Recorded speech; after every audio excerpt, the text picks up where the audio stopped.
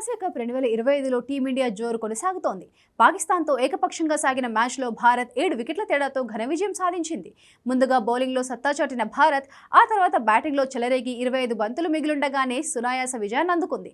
కుల్దీప్ యాదవ్, అభిషేక్ శర్మ అసాధారణ ప్రదర్శనతో భారత విజయంలో కీలక పాత్ర పోషించారు. కాగా పాకిస్తాన్పై గెలిచిన తర్వాత భారత కెప్టెన్ సూర్యకుమార్ యాదవ్ కీలక కామెంట్స్ చేశాడు.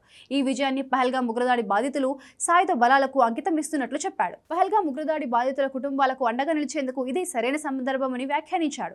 బాధిత కుటుంబాలకు సంఘీభావాన్ని తెలియజేసిన సూర్యకుమార్ ఎంతో ధైర్య సాహసాలు ప్రదర్శించిన మన సాయుధ దళాలన్నింటికీ ఈ విజయాన్ని అంకితం చేస్తున్నట్లు చెప్పుకొచ్చారు.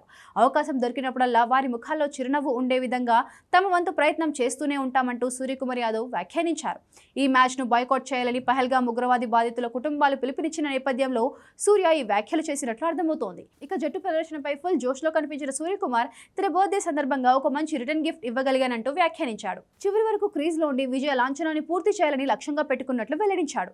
పాకిస్తాన్తో మ్యాచ్ను మరో సాధారణ గేమ్లానే భావిస్తామని, ప్రతి జట్టుతో మ్యాచ్కు ఎలా సిద్ధమవ్వాలో ఈ మ్యాచ్కు అలానే రెడీ అయ్యామన్నాడు. గతంలో ఇక్కడే జరిగిన ఛాంపియన్స్ ట్రోఫీలోనూ స్పిన్నర్లతోనే గెలిచామని గుర్తు చేశాడు. స్పిన్నర్లను జట్టులోకి తీసుకోవడం తనకు చాలా ఇష్టమన్న సూర్యకుమార్ ఓమన్తో మ్యాచ్ను తేలిగ్గా తీసుకోవడం లేదన్నాడు. కాగా పాకిస్తాన్ నిర్దేశించిన 128 పరుగుల స్వల్ప లక్ష్యాన్ని భారత జట్టు అలవోకగా ఛేదించింది.